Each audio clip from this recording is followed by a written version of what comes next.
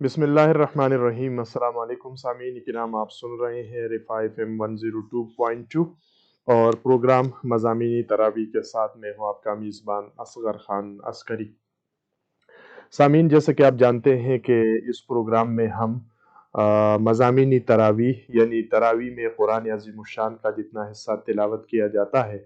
उस तिलावत शुद्धा हिस्से के अंदर जो मज़ामीन होते हैं, जो मौज़ूआत होते हैं, उनका एक मुख्तसर सा खाका आपके सामने रखने की कोशिश करते हैं। इस प्रोग्राम को सामीन आप रिफा FM 102.2 के फेसबुक पेज के ऊपर देख भी सकते हैं। यानी जो दोस्त और अहबाब अगर वो कोई प्रोग्राम मिस कर लेते हैं तो वो रिफा FM 102.2 का जो फेसबुक पेज है वहाँ पर ये मौजूद होते हैं, तो आप वहाँ से इसको सुन भी सकते हैं, ताकि अगर किसी का कोई सीक्वेंस जो है वो टूट जाता है तो वो उससे पहले वाला प्रोग्राम देख सकते हैं।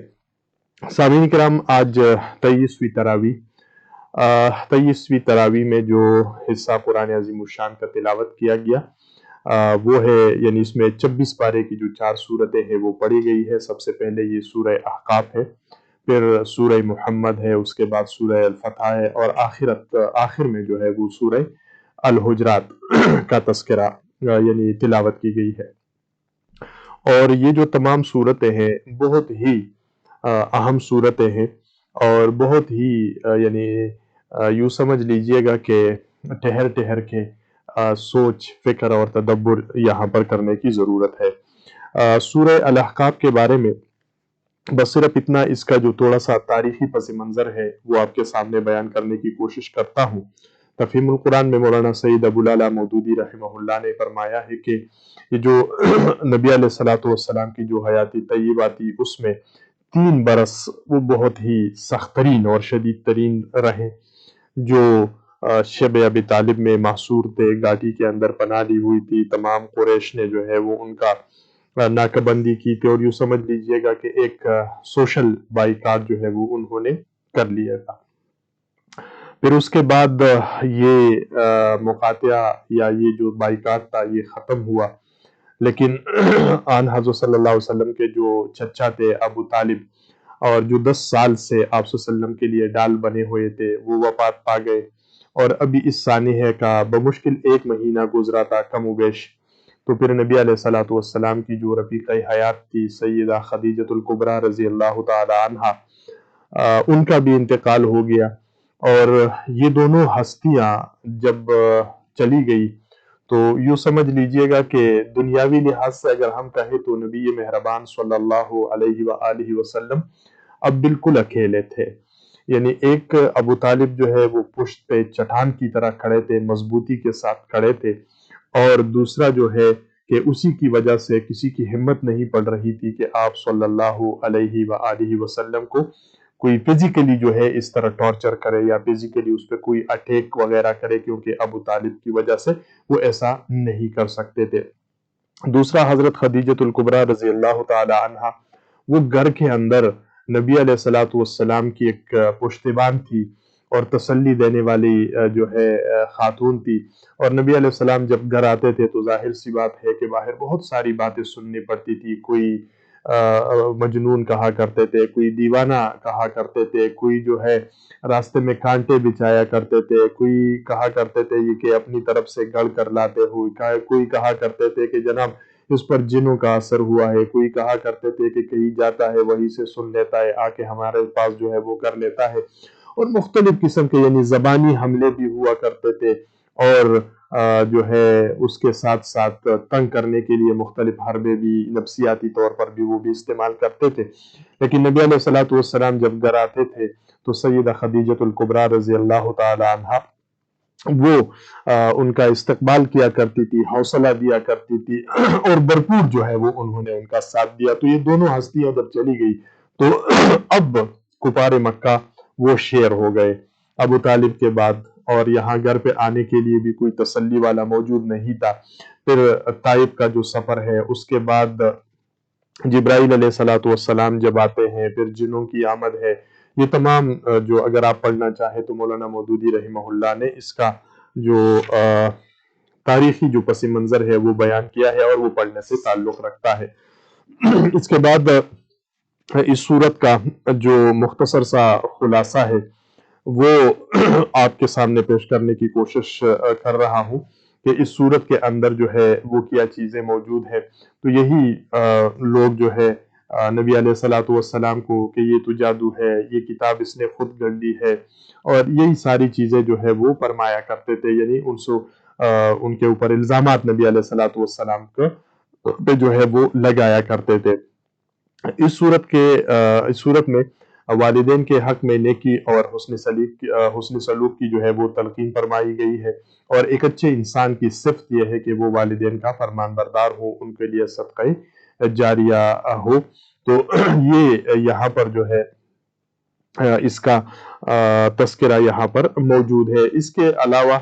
बरअक्स जो बदबख्त औलाद है, यानी जो कुछ ऐसे हैं जो वालिदैन के साथ बुला शरीक करते हैं, आखिरत का इनकार करते हैं, और यही खसारे का सौदा है। यानी बताने का मकसद ये है कि वो लोग जो अल्लाह पर ईमान रखते हैं और जो यौम आखिरत पर ईमान रखते हैं, तो वो कभी भी वालिदैन के नाफरमान नहीं हो सकते, इसलिए कि उनका ईमान होता है, उनका यकीन होता है कि मैंने आखिरत के दिन खड़े होके अल्लाह रब्बुल इज़्ज़त के सामने जवाब देनी है। कौमियात का तज़किरा मौजूद है तीसरे रुकू में, जिन्होंने बगावत और सरकशी में तमाम हदें जो है वो पिलांग दी थी, फिर अल्लाह ताला ने उन पर अज़ाब भेजने का फैसला किया। तो वो पूरा नक्शा रब कायनात ने इसमें बयान फरमा दिया है। इसी तरह सूरत के जो आखिरी रुकू है इसमें जिन्नों का जिक्र है, और जो वादी नखला में जिन्नात की आमद है और उन्होंने जो कुरान को सुना, तो ये तमाम चीज़ें जो है वो इसका तज़किरा यहाँ पर मौजूद है। इसी की तरह यहाँ एक और जो उलुल आज़म रसूल है, तो सूरत के आखिर में आयात में अन्नबी सल्लम की जो कठिन हालात थे, सख्त हालात थी और तकलीफ वाली सूरत हाल थी, तो उसमें फस्बिर कमा सबरू उलुल आज़मी मिनर रसुली, तो नबी अलैहिस्सलातु वस्सलाम को फरमाया गया है कि बस ए नबी सल्लल्लाहु अलैहि वसल्लम सब्र करो, जिस तरह उलुल आज़म रसूलों ने सब्र किया, और इनके मामले में जल्दी न करो। तो ये बहुत ज़्यादा यानी सब्र की तलकीन है। सूरत हाल बहुत ही नाजुक है। नबी अलैहिस्सलातु वस्सलाम हज़रत खदीजा के इंतकाल के बाद, अबू तालिब के इंतकाल के बाद, चारों तरफ से कुफार मक्का जो है वो आप पर टूट पड़े हैं। आपकी जो है सलाह व मशवरे हो रहा है कि किस तरह से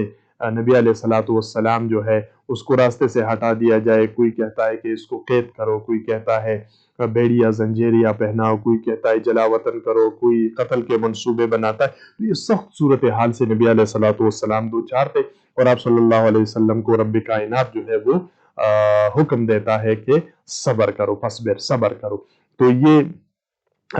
सब्र जो है ये बहुत अहम टूल है। अगर हमारे अंदर ये मादा पैदा हो जाए, तो हम इसी के ज़रिए से अपने बहुत सारे मसाइल जो है वो हल कर सकते हैं। और ज़ाहिर सी बात है कि ये जो सब्र का मादा है, ये तब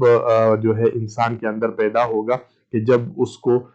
उनका जो अकीदा है, उनका जो ईमान है वो मज़बूत होगा। और वो ईमान और अकीदा मज़बूत क्या है कि कुरान है, कि कुरान के साथ ताल्लुक़ मज़बूत होगा। उसको मालूम होगा कि मैं ये काम कर रहा हूँ, या मेरे ऊपर ये तकलीफ़ है, ये परेशानी और ये मुसीबत है, तो मुझे हुक्म क्या है, मुझे क्या करना चाहिए। तो अगर ये तमाम चीज़ें उनको मालूम हो, तो ये इंसान सब्र करेगा। और अगर ये कुरान उसको मालूम ना हो कि दीन इस्लाम मुझसे क्या तकाज़ा करता है, तो फिर वो इंसान सब्र नहीं कर सकता और अपने लिए बहुत सारे मुश्किलात का सबब जो है वो खुद बन जाता है। उसके बाद सूरह मुहम्मद है।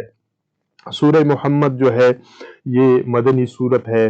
और मदीने में जो है मुकाबले में हालात मुख्तलिफ हो गए थे। मक्के में तो हाथ रोके रखने की तलकीन थी आप सल्लल्लाहु अलैहि वसल्लम को, लेकिन मदीने में जो है फिर वहाँ जिहाद करने का हुक्म जो है वो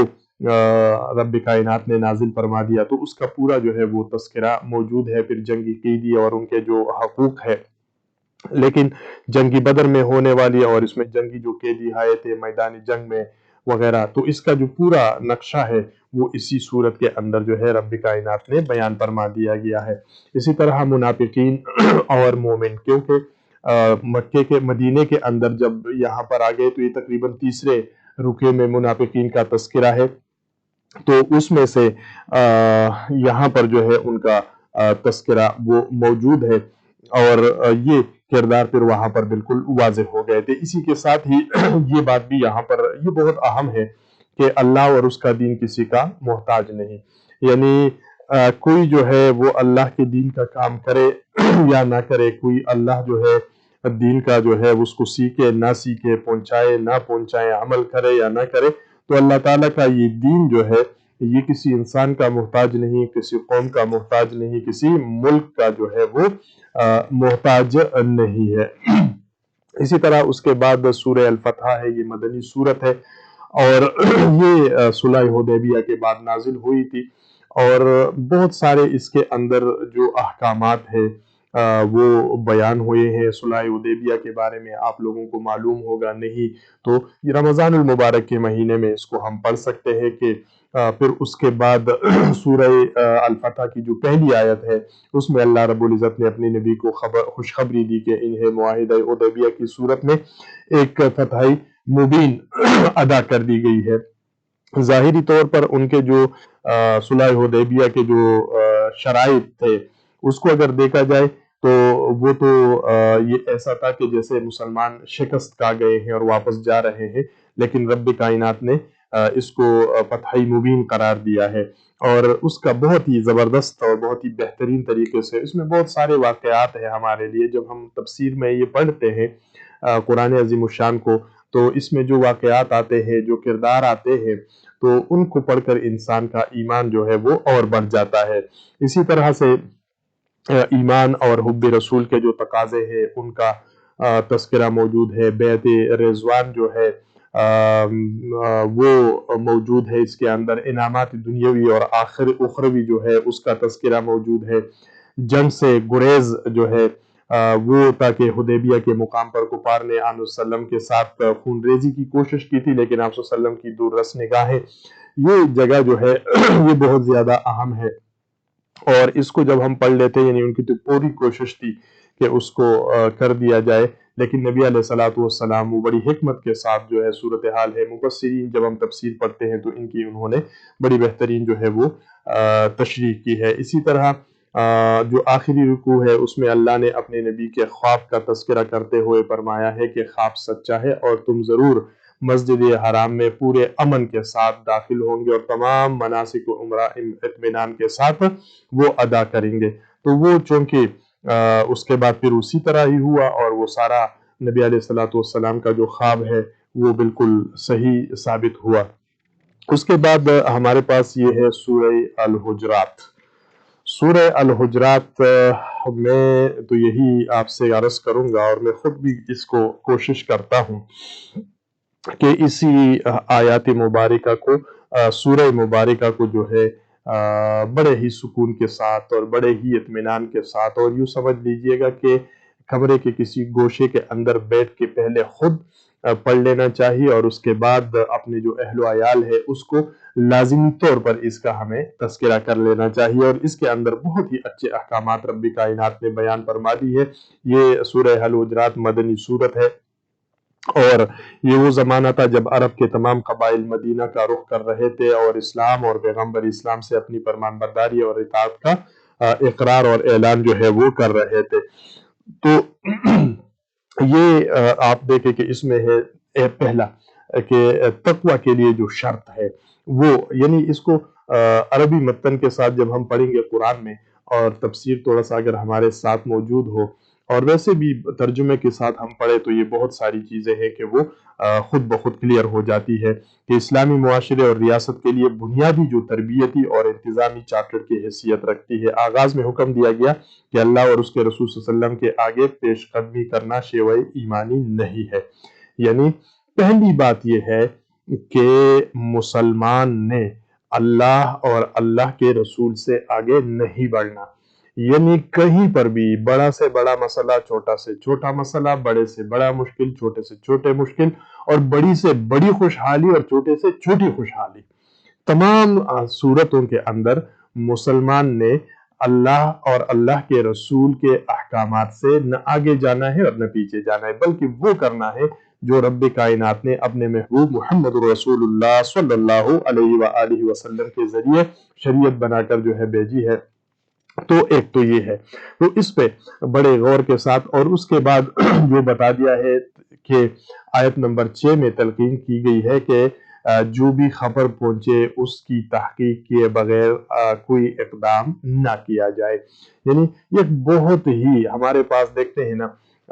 بچے آ جاتے ہیں باہر گلی سے، اپنے گھر کا بچہ ہوتا ہے، رو رو کے آ جاتے ہیں، مجھے امی اس نے مارا، اس نے مارا، ابا اس نے مارا، اس نے مارا، بڑے بھائی کو، بڑی بہن کو، اور ہم بغیر کسی تحقیق اور تفتیش کے گنڈا سالے کے باہر نکل جاتے ہیں اپنے پڑوسیوں کے ساتھ، ہماری وہ تو میں لڑائی جھگڑے شروع ہو جاتے ہیں، اور گھنٹہ ڈیڑھ گھنٹہ نہیں گزرا ہوتا ہے کہ وہی بچے ایک دوسرے کے ساتھ کھیل رہے ہوتے ہیں۔ اور یہ بھی ممکنات میں سے ہے کہ جو بچہ گھر تو روتے ہوئے آیا ہے، غلطی اس کی ہو، کوتاہی اس کی ہو۔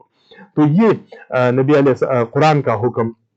کہ آپ کے پاس جو خبر آ جائے جذبات میں نہ آئے، آپ نے جذبات میں نہیں آنا، بلکہ جو خبر بھی آپ کے پاس آیا کہ جی وہ آپ کا بیٹا، آپ کی بیٹی، آپ کا ماں باپ بہن بھائی، اس نے یہ کہا، اس نے وہ کہا، آپ نے جذبات میں نہیں آنا۔ قرآن کا حکم ہے کہ بیٹھو آرام کے ساتھ، تسلی کے ساتھ، اس خبر کو سنو، اس کی تحقیق کرو، اور تحقیق کے بعد جو ہے پھر آپ نے کوئی اقدام جو ہے وہ کرنا ہے۔